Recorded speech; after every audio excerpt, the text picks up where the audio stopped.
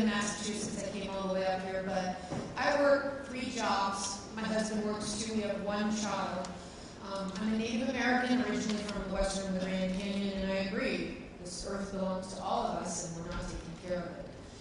I also work as an EMT, and what I see a lot of is individuals, thousands and thousands or more people coming through with allergies every year. They're having to go into anaphylaxis from peanuts, from shellfish. How do you feel about Monsanto and genetically modified food and allergies and more medical problems as things progress on? You know, things aren't right.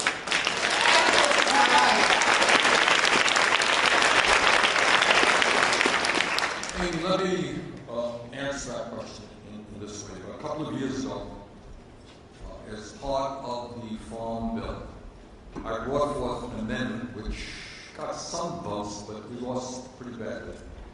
Strongly opposed by Monsanto, which said, very simply, pretty conservative amendment, that states should have the right to label food if it contains GMO products. Okay? Now, all of you know, or many of you know, that that idea already exists throughout Europe, throughout dozens and dozens of countries around the world. You know, when you look at a label right now, it'll tell you how many calories, what's in the food that we eat, but it doesn't tell us whether or not it contains GMO product. I believe that the American people have a right to know what they are eating.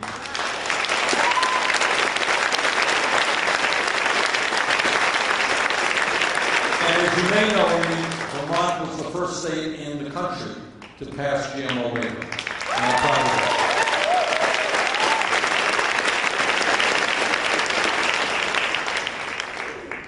We give tax breaks to companies that are creating jobs.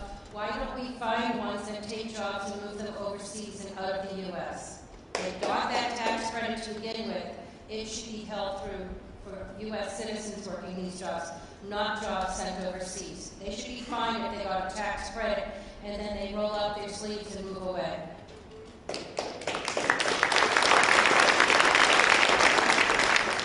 What's your name, sir?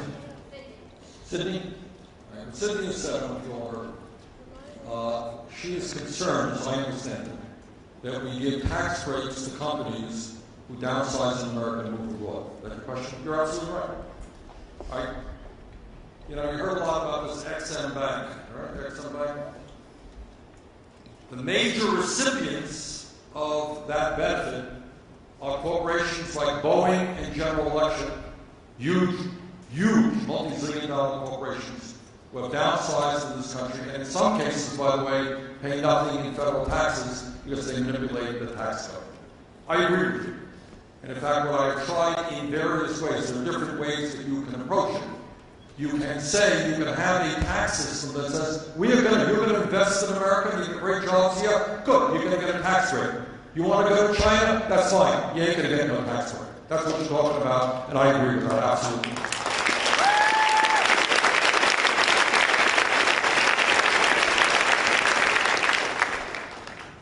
Hello. Hi. My name is Ken Stillman. I'm from Derry, New Hampshire, and I hear the term democratic socialist. Yeah. I come from a generation where that's a pretty radical term. We think of socialism, communism. Can you explain to us what exactly that is? Yes. Good question. Social Security is a socialist program. It's a government program that was started in the 1930s that has gone a long way to eliminate, to lower poverty among seniors. Okay? Medicare is a single-payer, socialistic healthcare system which has gone a very long way to providing health for millions and millions of seniors. The public library, where you go to take out your books, is a government, if you like, locally run institution. The police officers who are here tonight are paid locally. Veterans Administration is a socialized healthcare system. Now, in other countries around the world, this is what they have done. They have created programs which work for the middle class and working families. So if you go to some countries, what they will have is health care for all as a right. I believe in that. They will have paid family and medical leave. I believe in that. They will have a much stronger child care system than we have, which is affordable to working families. I believe in that. They will put more money into education than we will per capita. They will have a tax system, picking up on Sydney's question, which is much more equitable and will be cognizant of income and wealth inequality. In other words, what I mean by democratic socialism is looking at countries in Scandinavia, for example, that have much lower rates of childhood poverty, that have a fairer tax system, that guarantee basic necessities of life to working people. That's what I mean by democratic socialism. Does that answer your question? Did you want to respond to that in any way? Stand up so everybody can hear you, please. Sorry, but I just think a lot of the generation, socialism is very radical. They associate with communism. Right, they do. And there's a lot of propaganda that makes... I've heard people talk about you and they say, he believes in socialism, he must be a communist. Right. All right. And that's good. We're going to speak at some length on that issue. But the truth is that countries which have had democratic socialist governments often have higher voter turnouts than we have, more vigorous democracies in certain ways than we have. But we have a lot of explaining, I think, to make that clear. But essentially what I mean by that is creating a government that works for working families rather than the kind of government we have today, which is largely owned and controlled by wealthy individuals and large corporations. That's what I mean.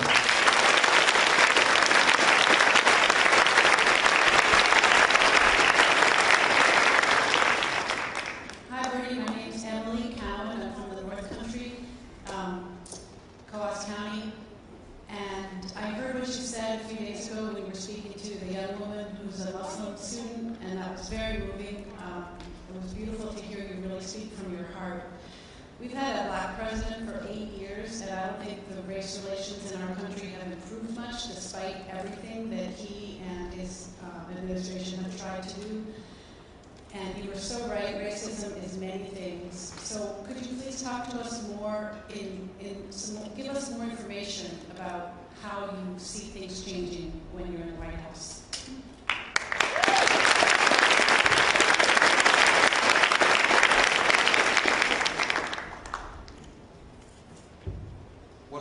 What happened the other night, we were at George Mason University in Virginia, and a young woman jumped up, very beautiful young woman in college, who is Muslim.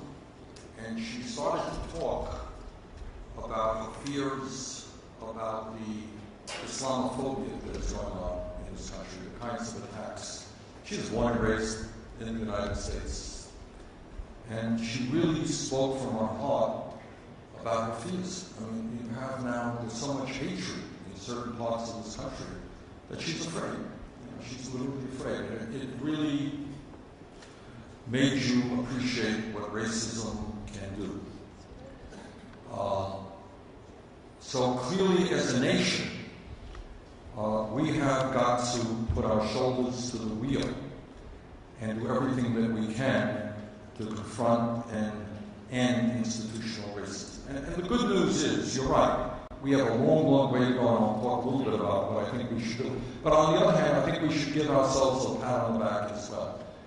You know, if we were sitting here 30 or 40 years ago, and somebody said, you know, I think in 2008, the United States of America will elect an African American as president, nobody would believe that's possible. So it is no small thing that in 2008, now this is true whether you like Obama, you don't like Obama, that's not what I'm talking about. Whether you like Ben Carson or you don't like Ben Carson. But the fact that we have reached the maturity in this country that we can vote for candidates based on their ideas and not the color of their skin, that's a pretty big deal. We've made progress in that.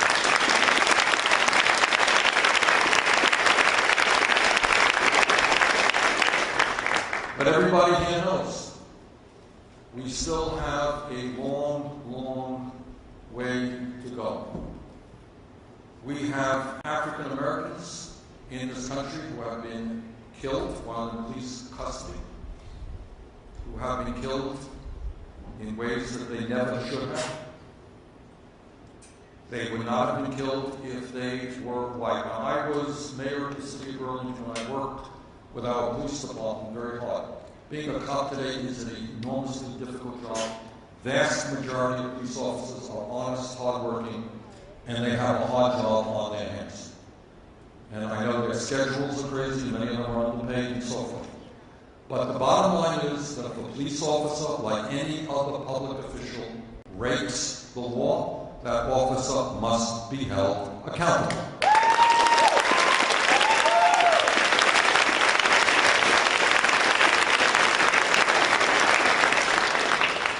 We know that drug laws, and we've got to rethink a lot of this war on drugs.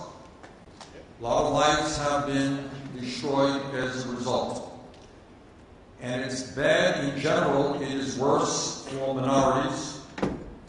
Everything being equal, for example, blacks and whites use marijuana in about equal ways, according to studies, and yet 4 times more blacks get arrested for possession of marijuana than whites. We've got to look at that as well. We need to do away with mandatory minimum sentencing so judges can have the flexibility not to sentence people to jail who should not be in jail. But in terms of race, I don't know that there's a magical solution, but what our goal must be is to create a society in which we, to quote Dr. Martin Luther King, judge people on their character and not the color of their skin and not the country in which they were born in.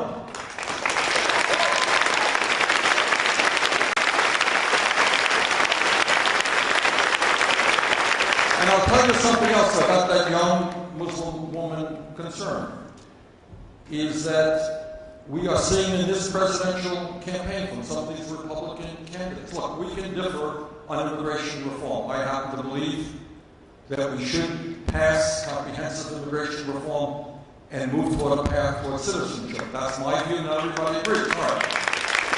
But I would hope that everybody agrees is you don't start demonizing and calling a whole group of people out to be Mexicans criminals and rapists. That is not acceptable.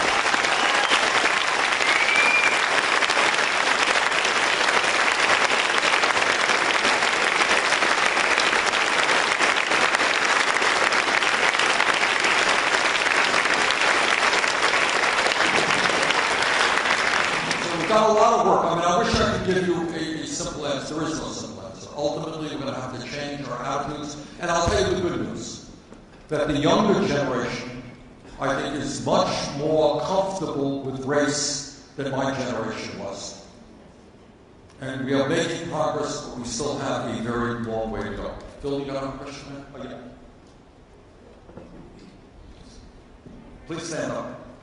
You talked about student debt for future generations to come, and it's great that you're offering free tuition for public institutions. However, what do people who already accrued thousands of dollars in debt do?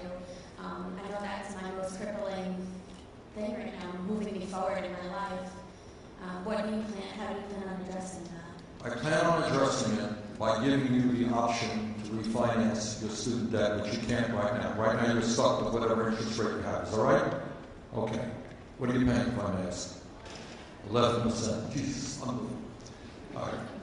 You will be able to lower that 11% and be able to go out and borrow the cheapest money that you can at a fraction of what you're paying right now. You will benefit significantly. So this is not just for the future. It is for people who hold debt right now. Okay? Okay. Bill? Hi, I'm Alex, New Hampshire born and raised. And you just touched on the subject of, incarceration rates are astronomical. The war on drugs is not working. And recently, you mentioned that you wanted to abolish the death penalty. Could you discuss that a little bit more? Just what brought you to that decision? Yes. Two issues that we spoke out on this week. One was marijuana, one was the death penalty. And that ties into our whole effort regarding criminal justice reform. We stay on marijuana for a start. In the last 10 years, millions of people have been arrested for marijuana. Some go to jail, most do not, but they have police records. And getting a police record is not a joke. It will impact your ability to get a job, etc., and everything being equal, it stays with you for your whole life. So what I said is that it seems to me that it is pretty dumb under the Substance Control Act to have marijuana at a level 1, which is the same level that heroin is at. Now you can argue about marijuana, a lot of people argue about how dangerous or not dangerous it may be.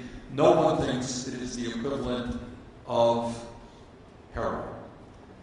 What we are also seeing in this country, and you can argue whether you think it's a good thing or a bad thing, but it is happening. 4 states, Colorado, Oregon, Washington State, Alaska, and the District of Columbia, have now passed legislation legalizing marijuana. Okay? People like it, people don't. That's the fact. What I said is that we should take marijuana out of the Controlled Substance Act, which will allow those states to go forward without federal legal intervention. The Obama administration simply looked at it, I think that makes sense.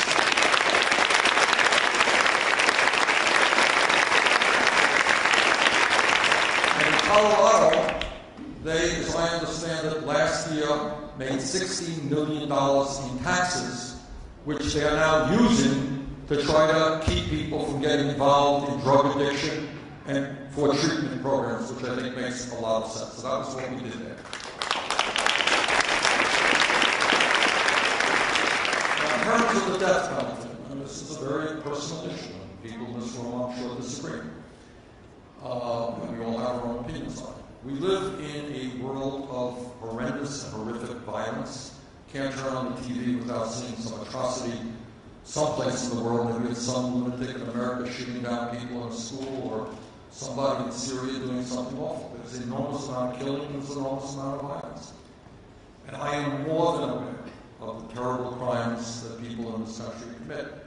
People commit a terrible crime. I have not the slightest hesitation of locking them up and throwing away that key. I don't want them out in society killing anymore. But I believe that in the midst of so much violence and so much killing, the state itself should not be involved in murder, even for those people who live in circumstances.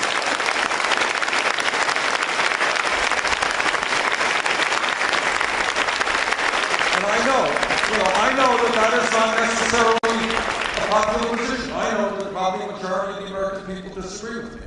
And they say, look, somebody just did something terrible to a child, or killed 9 people in South Carolina, or killed people at the Boston Marathon. They should die. I understand that feeling.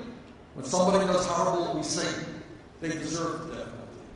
But I think if we want to someday, it's not going to happen tomorrow, rid this world, lower the level of violence, state itself, the government itself, should not be involved in murder. Throw away the key, keep them away forever. But that's my opinion.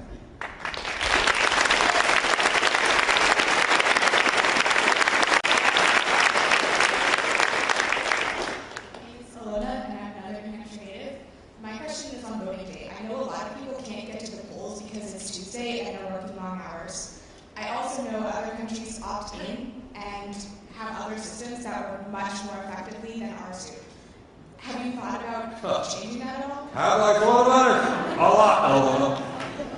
Look, here's my belief, as I indicated before. I am embarrassed, forget being a senator or a presidential candidate, I am embarrassed as an American citizen that we have one of the lowest voter turnout rates of any country on earth. What most countries try to do is to make it easier for people to vote, not harder. Now let me be very political now, and very partisan. All over this country, you have Republican governors and Republican legislators who are not trying to make it easier for people to vote. They are trying to make it harder for people to vote through voter suppression. Everybody knows what the story is. In my view, voter fraud is a serious crime, and anyone engages in it should be severely punished. I think it's a serious crime. The good news is we have very little voter fraud in America. Very little. But what many Republican states are doing is saying, well, you need to have a government photo ID. Well, that's fine if you have a driver's license and you drive. What happens if you don't own a car? Well, you can get a government ID card for $25 by going across town. Well, what happens if I am old and I can't get across town? Maybe I don't have $25 to spend. Well, guess what? You may not vote. It is like bringing back the poll tax.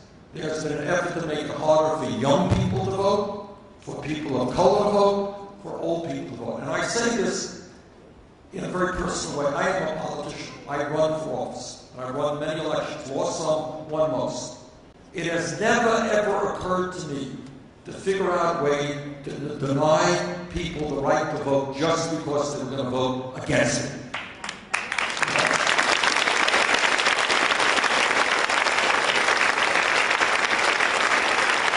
So, to answer your question, what we have proposed is a couple of things. First of all, Election Day in America should be a national holiday.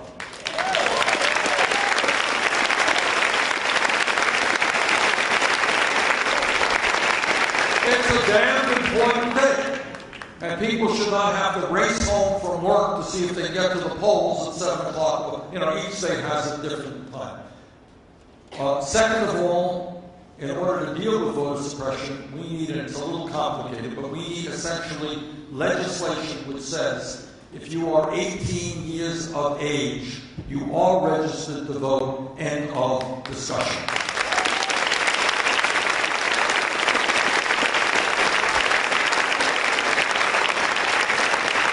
So trust me, this is an issue I have thought a lot about. Okay, maybe two more questions. So,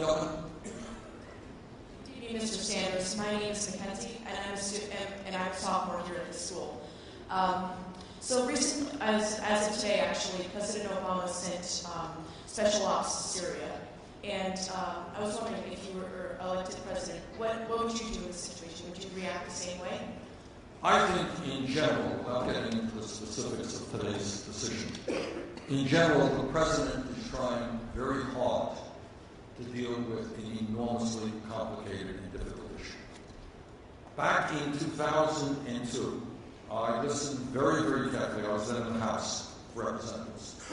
I listened very carefully to what President Bush and Vice President Cheney and the Secretary of Defense, Don Rumsfeld, had to say about invading Iraq. I thought about it a whole lot. I voted against going to war in Iraq. And history...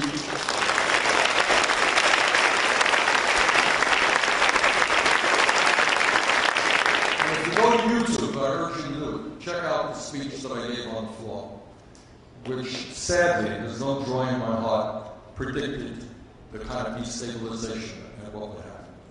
But in terms of where we are right now in Syria, it is complicated beyond belief. You have people there who are fighting ISIS and not fighting Assad. People who are fighting Assad, not fighting ISIS. We have situations where we give weapons to people who we think are fighting ISIS, and yet they give them their weapons over to Al-Qaeda. You have a quagmire in a quagmire. My nightmare is that we get sucked into a never-ending war in that part of the world. And I will do everything that I can to prevent that. But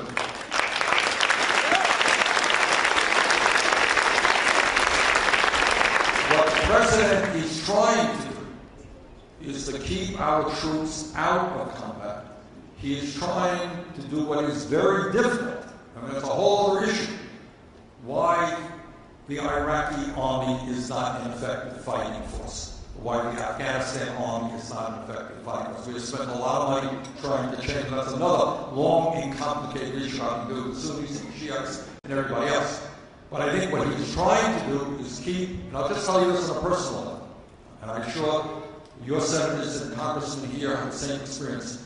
I went to many, many funerals in the state of Vermont as a result of the wars in Iraq and Afghanistan. And that was one of the most painful things that I've ever had to do in my life. Go to a room like this at a funeral for a 20-year-old kid from Vermont. In recent years, I've not had to go to funerals, so I do not want to go to funerals. So what Obama is trying to do under very complicated and difficult circumstances is to give support to those groups and countries that are effective in fighting ISIS, making sure that the weapons don't end up in ISIS's hands, and trying to keep Americans from getting into combat. I agree with that overall view. Okay, last question. Hi, my name's Andrea Rowan. I got the 14% interest rate. My family works for Vermont Public Schools. They're big fans. They organize community gardens and give the food to the children there. But one of the justifications for GMO foods is food shortages. But when 40% of food ends up in landfills, I'd like to know how you plan to address this issue, if you want to institute some sort of a national composting program to address soil depletion. And if so, I would love to be involved with it. Once we lower your interest rate, you'll have more time to do it, right? Now, let me just say this. I am a huge fan of community gardens. We got some money. We did a great thing. We got a small amount of money in Vermont for community gardens through schools. So we got money into schools where parents helped do the gardens. Some of the food was raised and served to the kids. It was really a great program. And I believe also in supporting family farmers and the Green organic farming.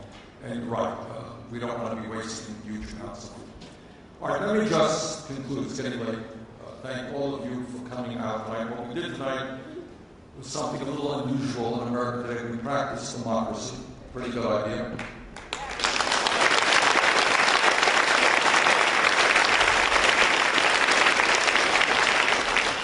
And, I'm here to ask for your support, for your help in this campaign, and for your help the day after the election. When we stand together as a people, when we do not let folks divide us up as to whether we're black or white or Hispanic or Asian or whatever we may be, whether we're gay or whether we're straight, whether we're men or whether we're women, whether we're born in America or born someplace else, when we bring people together, there is nothing that we cannot accomplish. That's what this campaign is about. Thank you all very much.